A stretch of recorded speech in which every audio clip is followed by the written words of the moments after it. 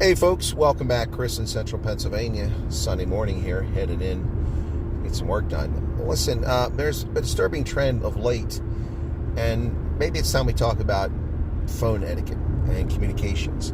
Somewhere along the way that seems to have disappeared. I suppose back in the day when it cost you a fortune to make a phone call, especially a long distance phone call, people were more circumspect about when they call people or how they communicated.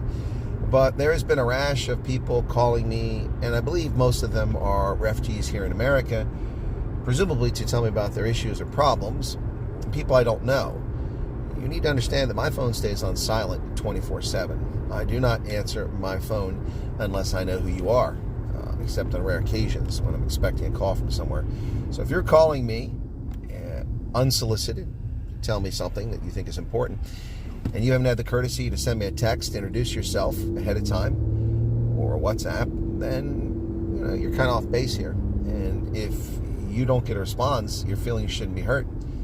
I'm not entertaining answering phone calls from people whom I don't know. Also, I don't work for any of y'all, okay? I try to help people, but people are stepping on that last nerve here by, having a lack of proper respect and etiquette for use of telephones and mobiles. Anyway, I know people really don't like being bombarded by, adverts and insurance agents and people calling them and robocalls and all that. Well, imagine if you got 150 of those calls per day like I get. You'd kind of tune it out. So the point is, my phone stays on silent 24/7 because it would ring incessantly. I would never get anything done. So, for instance, dialing my number 87 times an hour and 15 minutes is simply wasting the battery on your mobile. Calling me and not having the courtesy to send me a text message is not going to get you anywhere. I don't know your number. I couldn't possibly remember 999,000 telephone numbers in America. So you really need to actually have the courtesy to send me a message and let me know who you are. And if your feelings get hurt because I asked for that, well, then maybe we shouldn't talk. It's a simple request. I deal with a lot of stuff. Also, when I tell people that I'm not available during the day, perhaps you should listen.